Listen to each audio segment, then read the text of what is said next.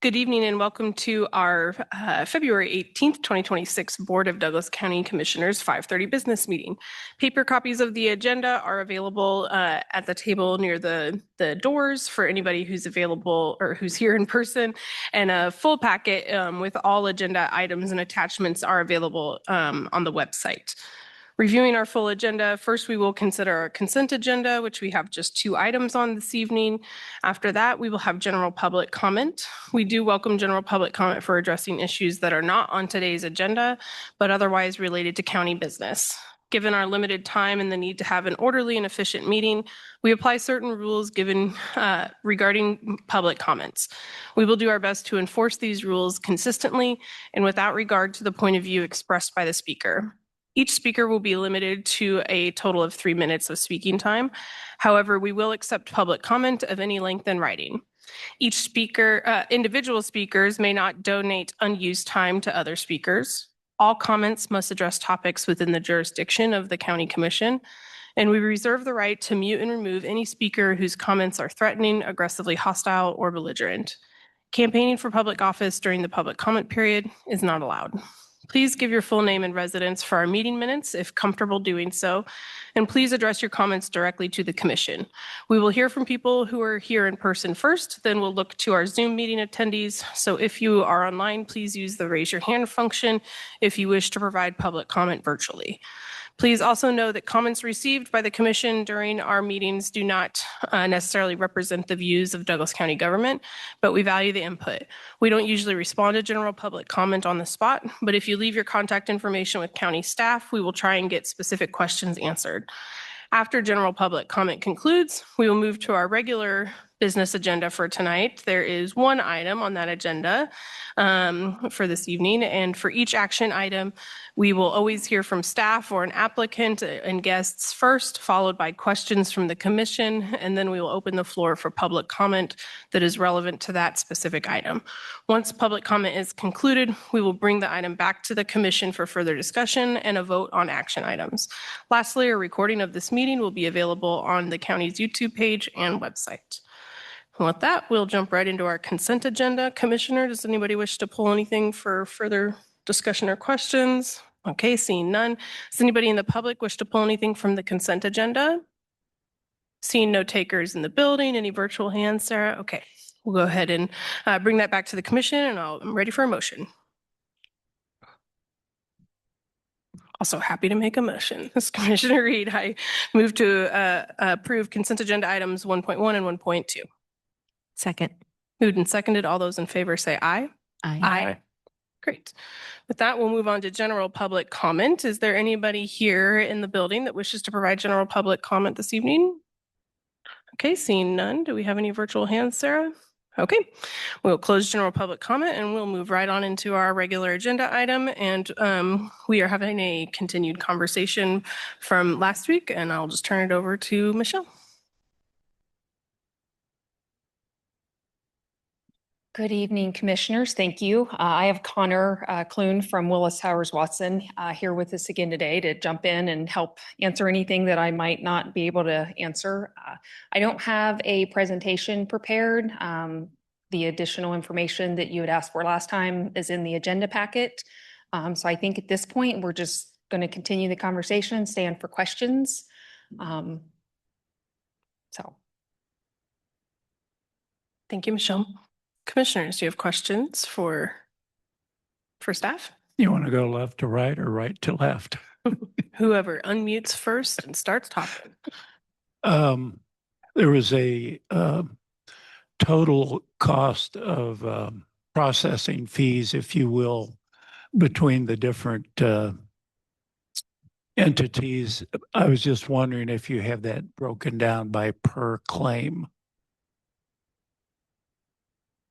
Are you rather talking than about total? Are you talking about the administrative fees? Yeah. So that's the work we do once we set rates. So that's, it's not broken down per claim. The admin fee is billed on a per employee per month basis. So depending on how many subscribers are enrolled in the plan is how it would be billed, not on a per claim basis. So to come up with that number, how did you get it? take the enrollment times the admin fee times 12 in anyways. Yeah. Yeah, I think we had, there's 600, Yeah. yeah, Something like 600 or around so, yeah. Times the Well, you say times the admin fee. What's the admin fee? So you can take this total ASO fee Yeah. and divide it by 600 to get a ballpark number of what it costs per employee per month. Yeah, around there, then divide by 12 Yeah. to get to the, yeah. I don't know exactly what the admin fee is. for Well, each you one of- probably base the savings or the fee on last year's claims total. No. No, So that right? that's a fixed cost, so it's separate. So of the premium dollar, most of that probably 85 cents is claims. So it's medical and pharmacy claims. The smaller portion is the fixed fees that are paid for the administration component and the stop loss premiums. Okay.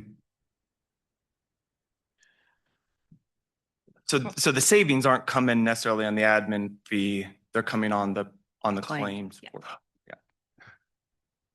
Well, I guess what I'm getting at is it looked like Luminaire was less than United Healthcare.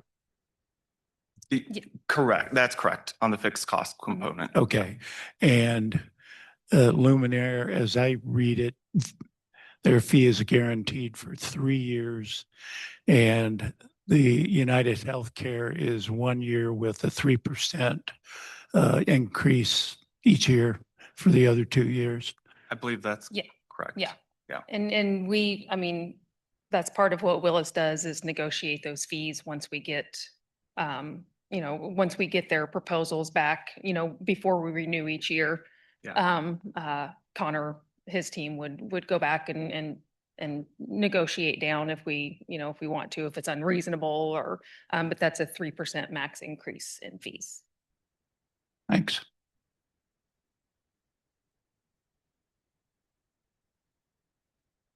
Other questions, commissioners? I'd heard from a couple of county employees and I'd pitched those questions to Michelle and gotten those answers. So I was glad for the extra week to have some processing time with it, but I feel like most of my questions have been answered either in the previous meeting or through just some of the exchange that we've had.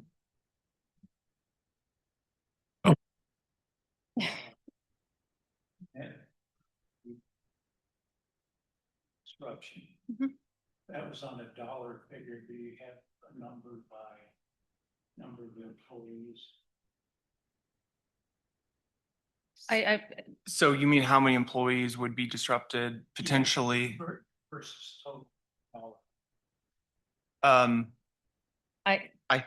I don't know if that report, I don't know that it's Uh, down to that level. I mean, the networks just, they matched, I mean, 99% of the networks matched. So, I mean, I think these numbers are a little skewed as far as network adequacy or network disruption because we do have, in this long list that I provided to you, some of the no's that you see with UHC, that it is that durable medical equipment. And so while truly those employees would not be impacted by their provider now being out of network because they're using a third party and UHC handles that stuff in-house. So they still have access to those benefits. So I don't know that we don't have it broken down to like a per employee. So I guess what you're saying then is the networks are practically the same They in terms really- of hospitals, physicians, Yes.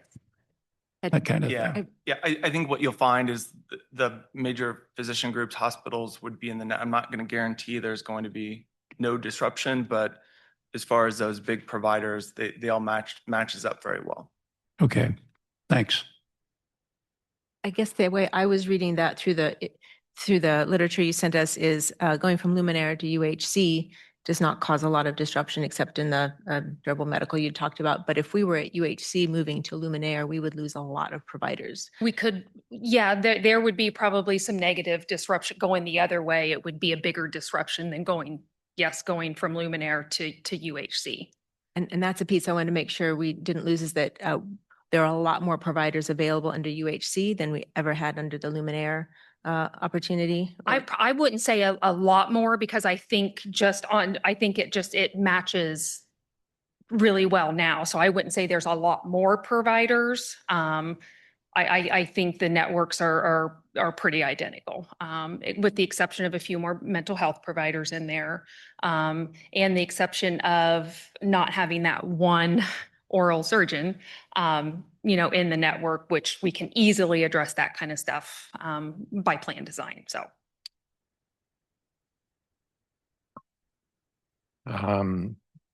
Thanks for coming back. Just a couple of questions, and most of these came from Douglas County employees who contacted, and I promised I'd bring up some of these questions and confirm my understanding.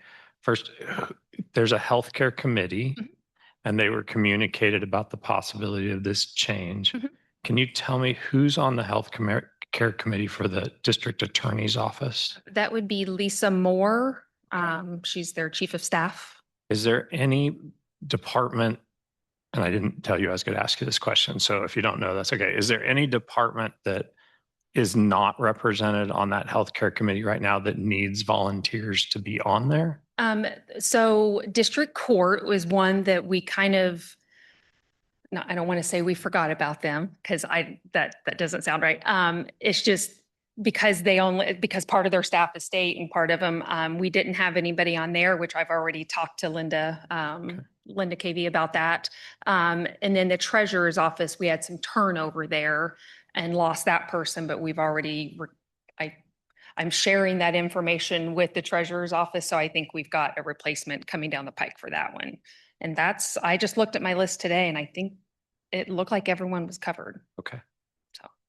Then I'm just confirming my understanding is that the benefits that are provided today, whether we switch carriers or none of those benefits will change. Whatever it is today, it will be tomorrow. There won't be a denial of claims because it is the county's plan. We are using the network of whoever we decide to go with going forward. Is that correct? That's correct. Okay. Yes. So if our plan design changes, that's the work we do after we set this network. And plan design changes can come in the form of, higher out-of-pocket cost, more contributions out of our paycheck. But as far as things that are covered in our plan now, will be covered in our plan tomorrow, or covered in our plan if we would move to UHC. People, if someone's getting cancer treatments today, they continue getting cancer treatments with UHC. There's no pre-existing condition waiting periods. That's against the law to impose on a group healthcare plan. So there's no gaps in care. How about medications that required a pre-existing condition approval? The prior auth. Yeah, prior authorization. Yeah, so that remains with MedImpact. So we're not touching the pharmacy benefit manager. Okay. So that stays as it is. Some prior auths, if a prior authorization would expire in June, that's because it was set to expire in June anyhow. It's not because of the move. Okay. It's just some last 6 months, some last a year, some last less. It just depends on the medication. So. Okay. Those are my questions. Thank you. Okay. Thank you. It states in the AIR, United Healthcare will temporarily pause claims exceeding $50,000 to perform enhanced review prior to payment. This additional review process is intended to ensure accuracy, confirm medical necessity, and verify proper billing, helping to protect plan resources. Medical necessity oftentimes is performed to ensure and/or at times to deny. So that means that there could be denials. And then when there are denials, that means if there are any other claims coming down for a particular member or patient, that any other claims coming, they could be potentially denied. So enhanced review very well could mean denials coming down for any particular employee in the future when they do have future claims coming. So I still stand that I would like to see Blue Cross. I'd like to see another plan brought forward. And if we can't do that between now and April, I'm still a no. Yeah, so the claims review happens now with Cigna as well. They pause our claims at $50,000 for review of medical necessity, and make sure everything's coded and everything is programmed and everything that is being billed is covered under our self-insured plan document. So that review is happening now anyhow. So, and then, I mean, if a surgery isn't authorized or there's a claim denied, that's when Christy and I would jump in and we would talk further about it. And it happens now. I mean, it happens. Christy's working on that kind of stuff, not daily, but on a regular basis. She's jumping in and helping with that stuff now. So. My only comment on that was, I think her workload may go up under United Healthcare over Cigna. I would agree her workload will possibly increase at the beginning because change is not always easy and it's scary. And this is something that's very, very personal to people. And we get that. We would never, I feel like we've done our due diligence and like I said, I've made these types of changes before, moving from a Blue Cross plan to a Cigna plan, then to an Aetna plan, and then back to a Cigna plan. And so, yeah, there's always hiccups. But that's why we remain hands-on and we don't just ship people off to call a 1-800 number, and leave it up to an insurance network to help our employees. So. As I talked with folks also, I think that was the hardest piece to understand because most of us that have had dealings with health insurance, it's been through a company, through an insurance company. And this is unique in that, we're building the plan in-house for what we pay for copays, what we pay for the plan and what that plan is and how it's structured and what gets covered and what doesn't get covered. And I think that's really hard for a lot of us to get our heads around that we're so used to being at the mercy of these health networks and the health plans that having that additional empowerment, we keep asking you the same question, like, is this really true? So that's been, I think, the kind of the main set of questions that I've been getting from employees that have reached out, and I imagine you have too. So yeah, and and I don't want to dismiss anybody's concerns because they're valid. They're real, and people's past experiences are shaping what they're thinking is going to happen in the future. And so I don't want to dismiss that, and I'm not, because it is real. But again, I feel like and we live in this space. So this is, the terminology we throw out and I'm like, oh, this is so easy to understand. And I'm like, no, it's not. It's not easy to understand. But I'll tell you, I think Christy and I could probably quote our plan very well and what's covered and what's not. And, a couple of years ago, we sat down and we acted like we were implementing the plan all over again and went line by line by line on what we wanted covered and how we wanted it covered. Some of it was just our design. Some of it was industry standard, best practices, that kind of stuff. But I feel like we are we are in the crux of it. So, but it is hard to understand. And we truly get that. Michelle, I have a question to follow up on what you just said to sort of pull on that thread. You talked about it some last week, but can you go over for us again what that process, the decision before us tonight is about whether or not to enter into a contract to change the healthcare administrator and the network that all of the providers exist in and that plan holders have access to. I suppose regardless of what the decision here is tonight, is there a step later on this spring before the new plan year happens where that's already a part of your guys' process and the healthcare committee's process in looking at the plan design and determining whether or not and why and if and how to change parts of that? Is I believe that that's an iterative process, but can you kind of just walk us through like how that looks and when it might come in this timeline and any changes that you think might be on the horizon that and whether or not they're related to this change Yeah. if we were to make it? Speaking to whether or not any changes that I'm already thinking, in the back of our minds to make, really doesn't have anything to do with this change. There's a lot of discussion around like GLP-1s and our plan covers those, and it's just getting incredibly expensive. And I don't know if it's something that our prescription plan can sustain long term. So, and again, nothing's set in stone yet. These are just discussions we're having, and the healthcare committee will be involved in that. I think I said last meeting, people, as employees come to us and as the healthcare committee comes to us with questions from their staff, like if staff is seeking a certain service and discovered it's not covered under our plan, we put it on our list. We talk to the insurance carrier or Luminaire, we'll talk to Willis and say, what's the industry doing? Is our other employer plans covering this? Should we be covering it now? There's a lot of talk around hormone replacement therapy, and that has progressed over the years because years ago, stuff like that wasn't covered. Different types of like DNA type testing, those are always hot topics. The industry's not really covering that kind of stuff yet.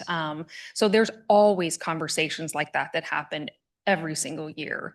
But every year before a new plan year starts, regardless of whether or not we stay with the same administrator and continue the same contract under the same general terms of coverage or not, the possible considering whether or not changes to the plan and what is and is not covered and to what degree those things are covered, that's happening annually, irregardless of who the administrator and provider is, right? Yeah. And is it fair to say that it's not influenced by the provider and the network so much as it is just the overall rising costs and changes to prescriptions, pharmacy, healthcare providers in general? Yeah. I mean, of course, the network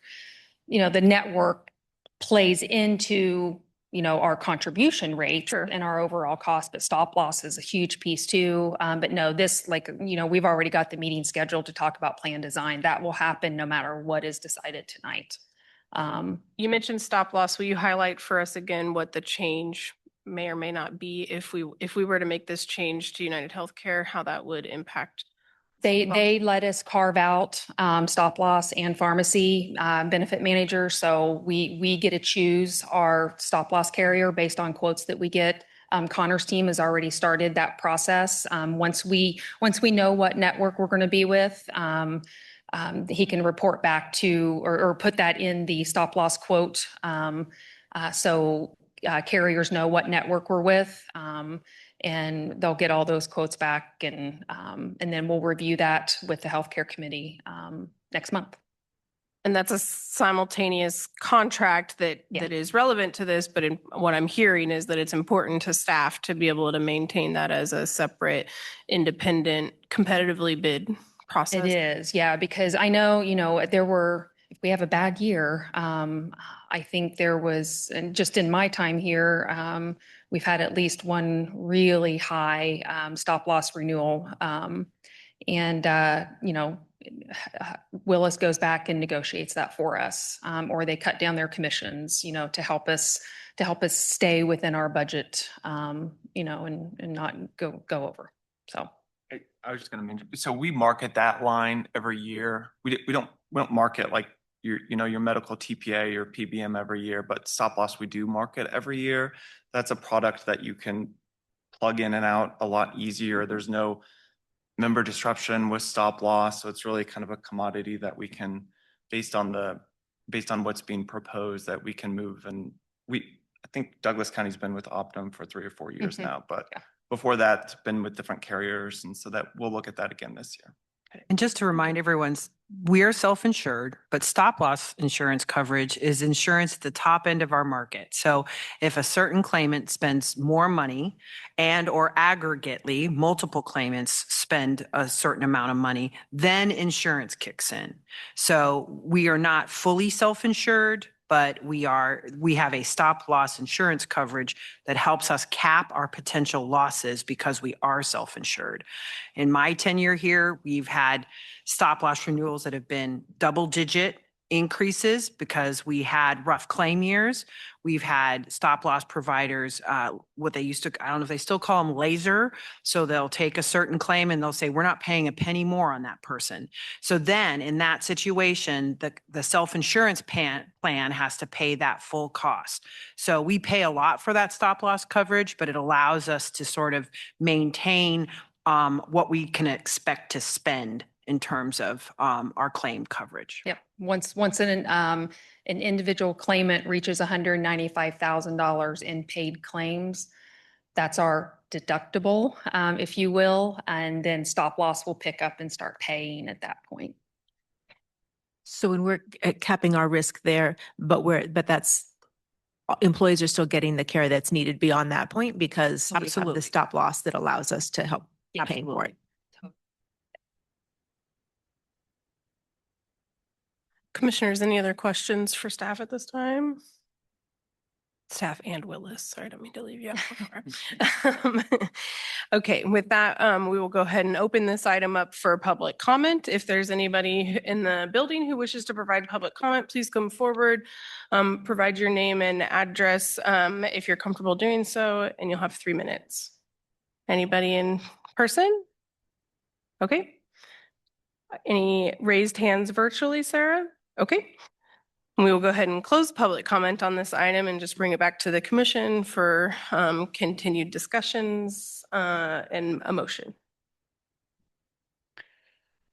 I have a few comments. I don't have the number up in front of me, but I think it was $435,000 of hypothetical savings in 2026 based on applying United Healthcare's rates for reimbursement to the 2025 claims. The problem I have is 80% of that money comes out of the local economy because most of our claims go through LMH, Lawrence associated groups like radiology, pain management, et cetera, et cetera. And if you look at the doctors in town, quite a few of them are affiliated directly with LMH, and their billings many times goes through LMH. So while we're saving money, the local economy is affected by the amount of money we save. And so I'm not in favor of changing. I want to remain with Luminaire and Cigna. I would say the flip side of that is the entire cost of the program is also borne by our local taxpayers, either through the county support or the individuals that work for us, which are mostly people who live in the county also. So it's got both sides.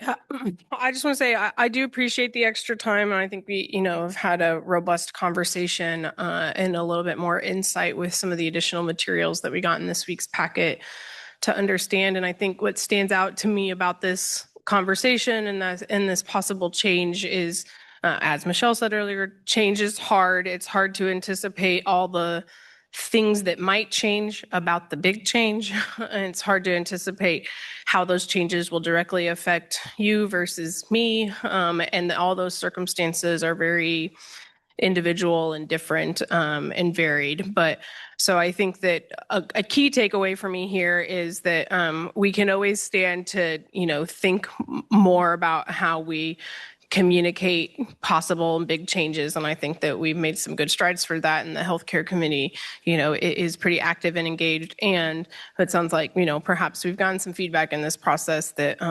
communicating clearly and maybe offering opportunities. And I think that this is something you all do anyway in your daily work and certain times of the year more frequently than others, is welcome questions and welcome opportunities for private appointments to be able to talk about the individual concerns and the individual family health needs that they're worried could be affected by this. And so just a note that I think, we can always stand to think about how we make our administrative staff, most accessible and able to kind of break down what those changes are and what the tangible impacts might be, and try and sort of dispel some of the misunderstanding or misinformation about some of it that is maybe rooted in just different past experiences, or the fact that our healthcare system is sort of this constantly changing landscape and there's all kinds of things impacting it.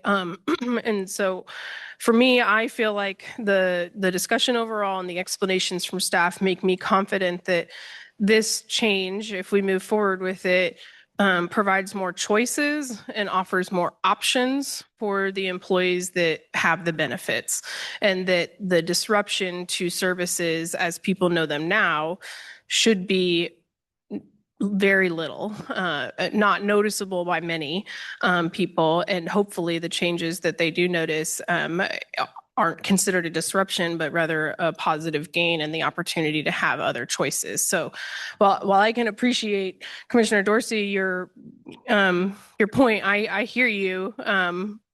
And I think that people having choices in their healthcare and being able to increase the spectrum of options for people is a net positive, and that our employees deserve to be able to choose to receive their healthcare outside of this community for whatever reason that might be. So I'm personally in favor of this change. I think that staff has done a real diligent analysis about all the pros and cons, and that there are some gains here in terms of the increased network and some of the changes related to excuse me, the pharmacy carve-outs. I think there are some positive changes in addition to, and for me, more importantly than the potential cost savings that is projected by making this change. And what I also heard said by staff last week was that we have the ability to have this conversation again next year and make a change back if things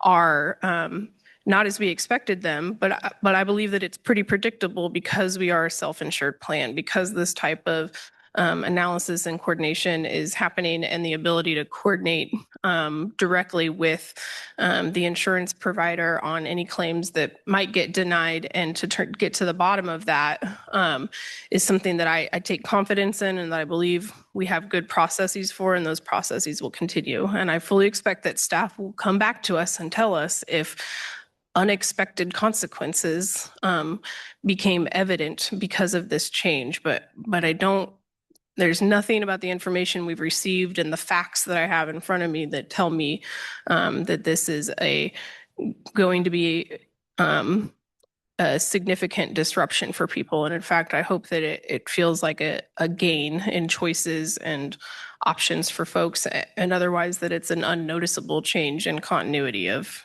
services.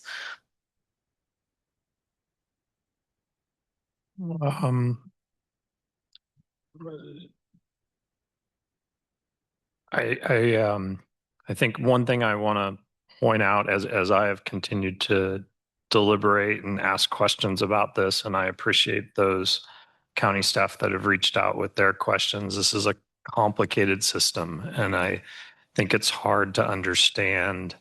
It was for me, sort of the difference between a self-insured program and how a network contributes to that. The point has been made that it would impact our local economy. Right now, if we stay with Cigna, that would mean that our Burt Nash partners would no longer be in network. And so that would have an impact locally.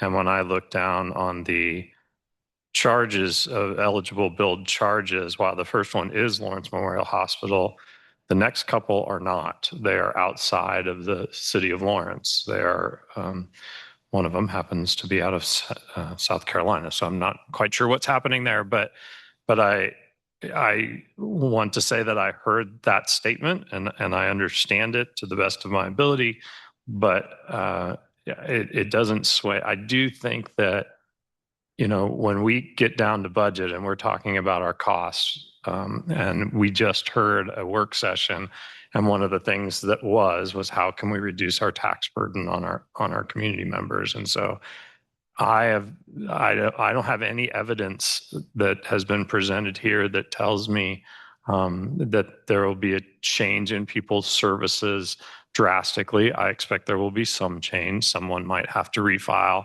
whether that's because their pre-existing condition on their pharmaceuticals ran out, whether they equate that to this move to United Healthcare. I don't really know. So I'm not going to say there won't be any changes, but none of the evidence that's been presented to me says that those changes aren't really hurting our Douglas County employees. And those are my thoughts.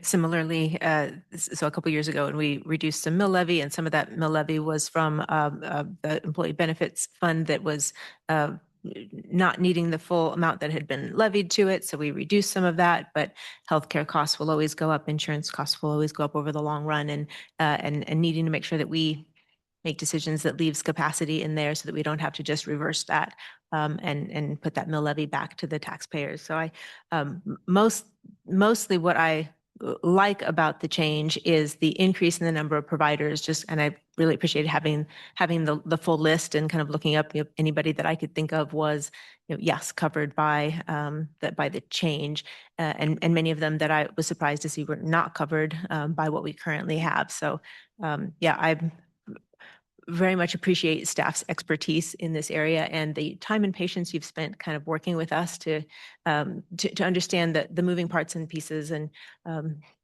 what gets carved out and why that's important for us. So I just appreciate the time you've put into it. I'm favorable to the change. And would make a motion if he's ready. Okay. I move to approve entering into a contract with United Healthcare to provide administrative services for Douglas County's self-funded employee health care plan effective June 1, 2026. Second. Moved and seconded. All those in favor, please say aye. Aye. Aye. All those opposed, please say nay. Nay. Nay. Okay, passes 3-2. Thank you, commissioners. Thank you for staff and Willis for the continued conversation and your work, and we look forward to seeing you next time. Okay, commissioners, with that concludes our regular agenda, and we'll move on to appointments, which I know we've got a number of things to discuss tonight. So I think first I had it on my radar that Commissioner Willie and Commissioner Anderson had mentioned that have been working together with Caitlin on Douglas County staff around the Blackjack Battlefield appointment. And I understand that Caitlin is here to provide some information to us first, and we'll kick it off with that appointment. Good evening, commissioners. I'm just here to provide a little bit of context to how we came to the recommendations and color in the picture a little bit. So as you all are aware, Douglas County is now a co-owner of Blackjack Battlefield and Nature Park with Baldwin City. A part of that purchase agreement was setting up an advisory board to help guide the next steps. You all approved the charter for said advisory board on January 7th, the first meeting of the year. And after that, we accepted applications for those positions. So we have 3 open appointments to fill. Baldwin City has already made their 3 appointments, so we had some known entities and kind of things to kind of work with there. We also have a 7th member, the executive director of the Douglas County Historical Society. And so with all that information, we received 24 applications for this advisory board, which just personally, I think speaks to the enthusiasm and passion that folks have for this space and for our natural and cultural heritage resources here in the county. So just wanted to highlight that and thank folks for their interest here. And so with that, we did have a sort of task on our hands to kind of come to some recommendations. So to do that, in the charter, we listed some areas of expertise that might be helpful. We also added the consideration of folks' past experience with the site, their experience with youth outreach and education, and also strategic planning and leadership. Really, this advisory board is short-term in nature, and we use the phrase advisory board. That's what was listed in the agreement, but really more helpful to think of it as a task force or steering committee. And their role is not necessarily the doing on the site, but more the strategic visioning. It'll be short-term in nature, and their final deliverable will be a report to both governing bodies on some recommendations addressing some of the overarching questions. What should the vision for the site be? What does management look like? Things like that. And so with that, we got to work on, once the application period closed on January 23rd, we kind of sifted through the experiences and interests of the applicants, and kind of with the city appointments known, kind of outline some areas of gaps that we would like to see represented on the board, those being tourism and economic development, park management, and interpretation and public engagement. So with kind of those gaps identified, we kind of identified some key folks who can fill those roles. Additionally, this board will be a fresh start for the site. So one thing that we did take into consideration was folks' past experience, and really wanted to invite some fresh faces to have a fresh look on this really site with a lot of recent and past history, if you will. And so that was kind of a priority among the group of kind of inviting a new bit of new eyes on the park. Also, just want to note that these three folks will not be the only people involved in this. There will be plenty of opportunities. While I don't know exactly what that looks like right now, we'll have ample opportunities for either more direct engagements or general public to comment on the future of the site. So all to say, it's impossible to fit all the experience that's needed into 3 people or into 7 people. So this is just the start. Also, these meetings, it's an appointed advisory board. So per the Kansas Open Meetings Act, they'll be open for the public to attend and listen into as well. And so with that said, turn it back to you all for the recommendations. Happy to answer any questions as well. I got a question for Sarah. I thought when we approved the money, we gave the money to Baldwin City and they purchased the property. Yes, but our agreement then put us both into some joint ownership of the park. Oh, so we're on the title or we're just, Yes. oh, okay, thanks. Caitlin, thank you so much for your leadership. We've really appreciated working with you on this. All right. So Commissioner Willie and I would like to move forward for your consideration. We'd like to recommend Kimberly Anspach. She is the Executive Director of Explore Lawrence. She has ample experience in connecting tourism, economic development, and strategic planning within Douglas County. We'd also like to recommend Caitlin Klepper. She is the Public Engagement Librarian at Kenneth Spencer Research Library at the University of Kansas. She has experience in connecting the public to complex histories, stories, and archives. She also has experience in site interpretation with the National Park Service. We'd also like to recommend Sheena Parsons. She's the station manager at the University of Kansas Field Station and associate researcher at the Kansas Biological Survey. She has experience with natural areas stewardship, trail development, and facilitating public access at field station properties, and developing new trails to facilitate public access at the nearby Baldwin Woods. I'd sure like to second those and also say, like, what fantastic names those 24 were. There was no wrong answer. We were sad we only got 3.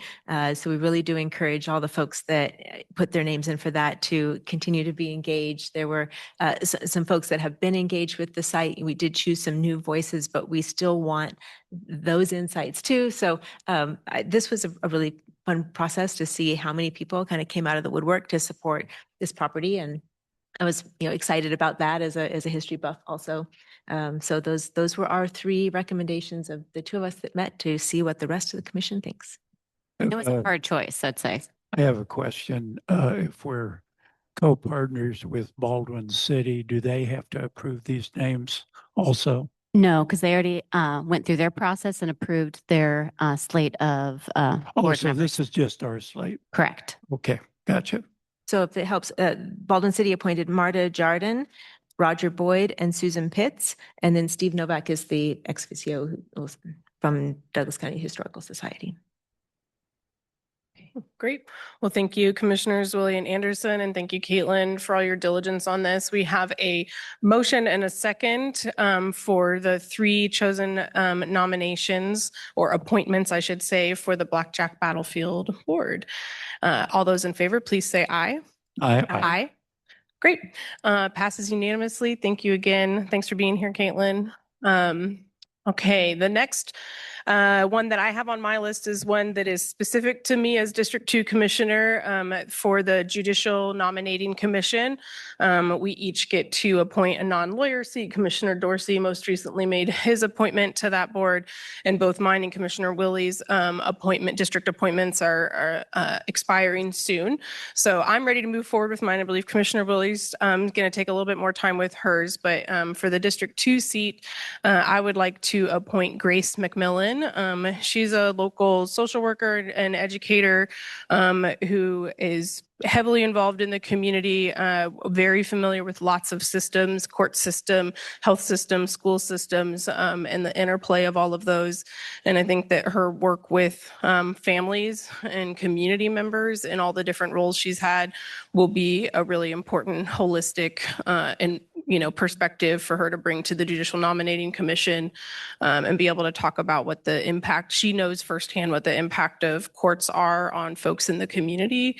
And I think that will be a really important perspective. And I'm excited that she was keen to accept. So Grace McMillan for the non-lawyer seat on the Judicial Nominating Commission, that will be a 4-year appointment, which would begin on March 8th. That was a motion, sorry. Second. Thank you, Commissioner Anderson. Moved and seconded. All those in favor, please say aye. Aye. Aye. Great. Thank you all for your support on that. Commissioner Willie, did you want to say anything else about? Having some great conversations. I just need to wrap those up and I'll hopefully be back soon. Great. Thanks. The other ones I had flagged based on information that we've received from staff that seem ready for reappointment, but if any commissioner wants to defer and wait, I think we've got time on all of these. But I know that we've been given information that Mackie Moore would like to be reappointed to the Food Policy Council, and specifically because he was filling an unfinished term before. If reappointed, this would begin his first full term. I'm very supportive of that and glad to hear that he would like to continue serving. So I'm ready to move forward that, but I just want to check and see if any commissioners want more time. I move we reappoint Mackie Moore to the Food Council. Second. Moved and seconded. All those in favor say aye. Aye. Aye. Wonderful. The next reappointment note that we got was from the Housing Authority, and that they verified for us that Lindsay Hoover would appreciate being reappointed and the ability to continue serving. Does any commissioner want more time or having conversations related to that board? I'm very happy to have the opportunity to have Lindsay Hoover back on that board. So I would move to approve Lindsay Hoover to serve a new term on the Lawrence Douglas County Housing Authority. Second. Moved in, double seconded. All those in favor, please say aye. Aye. Aye.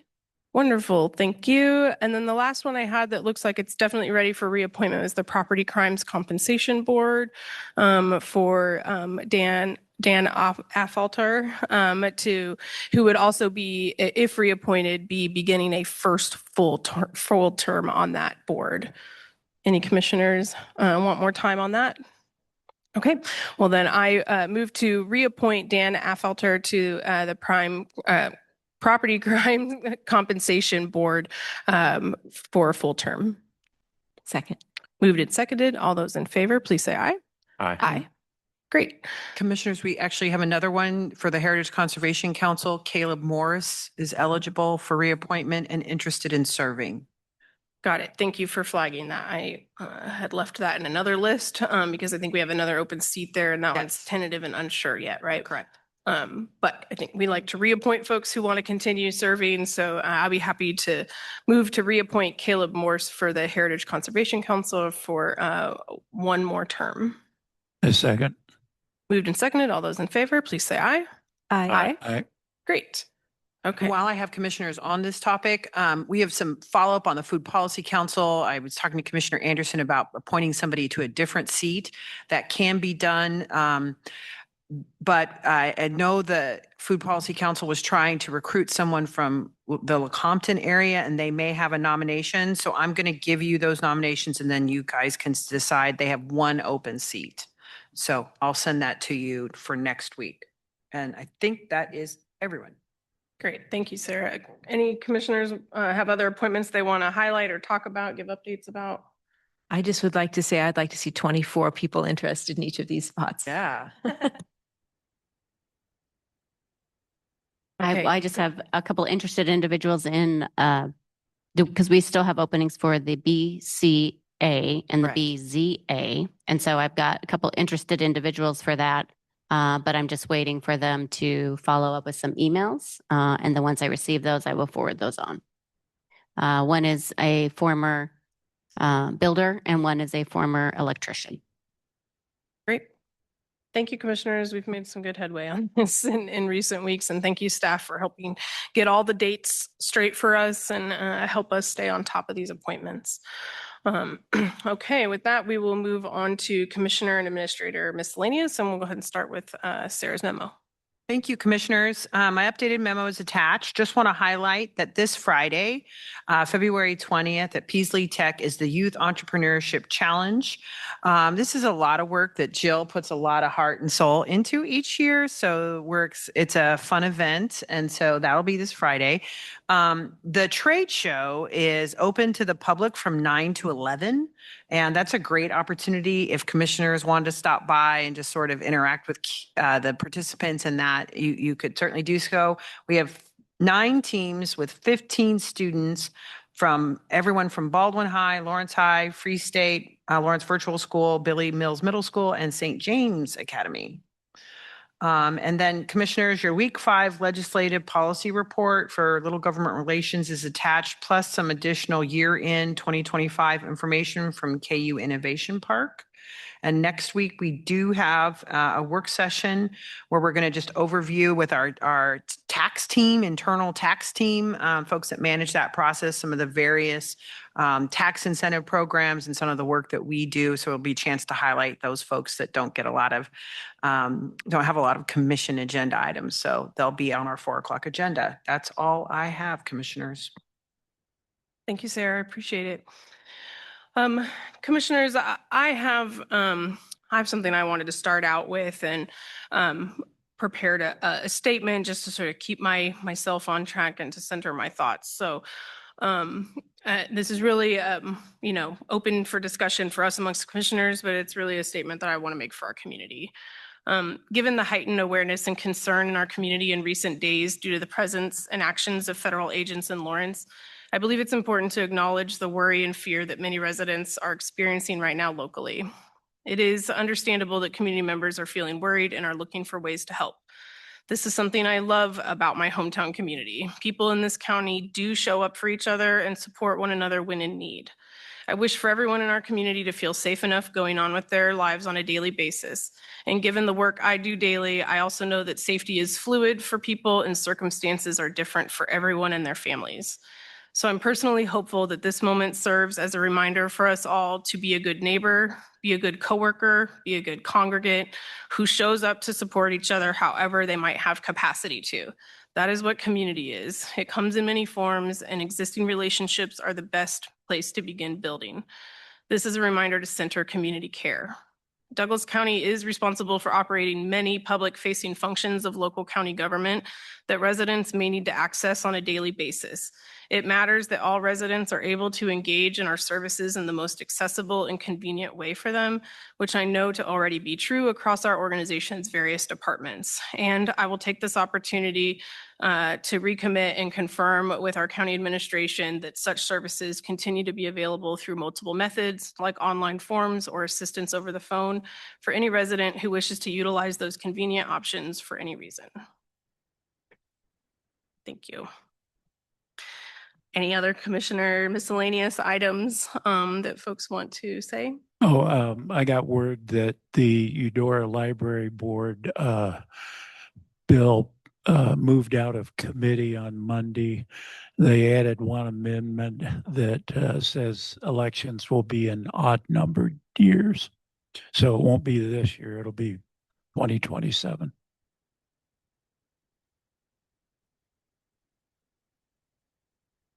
I just want to thank Commissioner Reed for her statements. I appreciate that. I do think that part of being a community is using your voice to share your thoughts about what's going on, not only at the federal level, but at the state level. I understand the desire sometimes that people have with county government to use our authority in certain ways. And I would say that sometimes our authority is limited, even though our desire may be focused in a certain area. But I hope they will join me in expressing my displeasure when I see things that are happening with those who are in elected positions that I am not happy with. I hope they'll join me in sharing that, my feelings about how I would like to see things go in a different direction.